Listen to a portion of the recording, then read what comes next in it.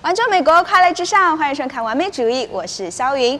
如果你也是一个喜欢历史和怀旧的人，那么今天呢，一定要跟着我们的脚步，一起来看看位于洛杉矶威尔舍谷区、始建于上世纪20年代的诺曼底酒店。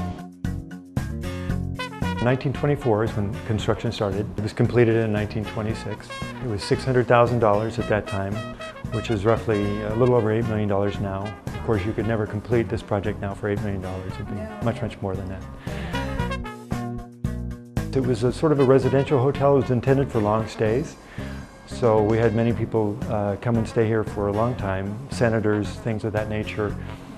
And on the weekends, though, it was used quite often by ladies' groups. Years ago, Hotel Normandy did a renovation, but it still maintains much of its historic features.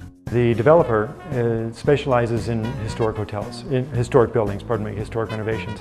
So he went to great detail to preserve everything possible, and you can see that all over the hotel. We have guests sometimes come in and they say, "Gosh, are the walls finished? Is the floor done?"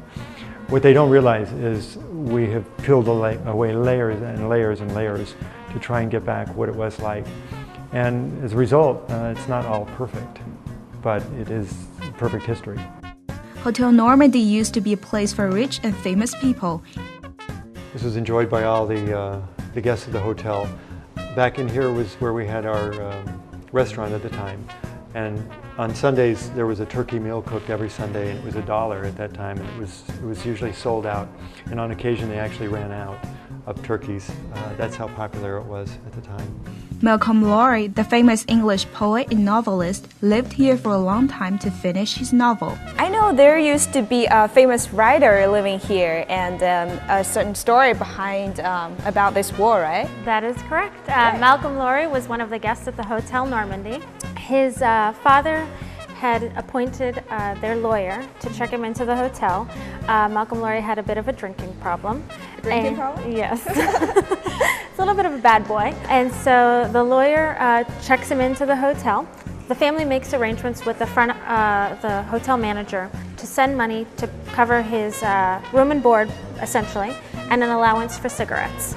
And he's not to drink. So they didn't want him to have access to money so that he wouldn't go out drinking. Malcolm Lowry was very charming, and he charmed the front desk, and he charmed the switchboard girls. Wow. And if you can see, we've got this wall here that pays a little homage to that history. You've got the switchboard right there, and what he would do is he would ask the switchboard girl to just add a long-distance phone call to the bill and collect the money so that he could go out drinking. The columns are all original to the hotel, and if you can see the beautiful workmanship on the ceiling as well. So this is all about 100 years old, all original. Piano is a very sweet story. In the 1950s, one of the owners lived here with his family, and they had a daughter, and that was her piano. She actually learned how to play the piano here. The fireplace is also an original structure to the lobby. There's original gas lines.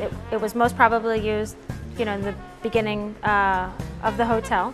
However, unfortunately, today we no longer use it, so it's just more for decorative. The hallways along the rooms are distinct because they make you feel like you live in a New York-style apartment. So now, as you can see, after the renovation, you can still feel the 1940s and 50s feel of this room. And now, have a remote control and watch TV and sleep here. Everything's good. It's sort of unique in that we brought this back to life almost as much as possible to its former glory, including the hardwood floors are original in the rooms.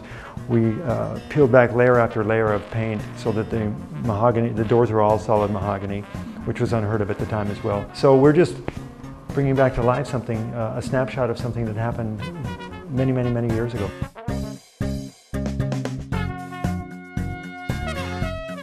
经历了翻新之后呢，诺曼底酒店继续在这个老城区记录着历史的印记。好了，今天完美主义就是这样，我们下期节目再见。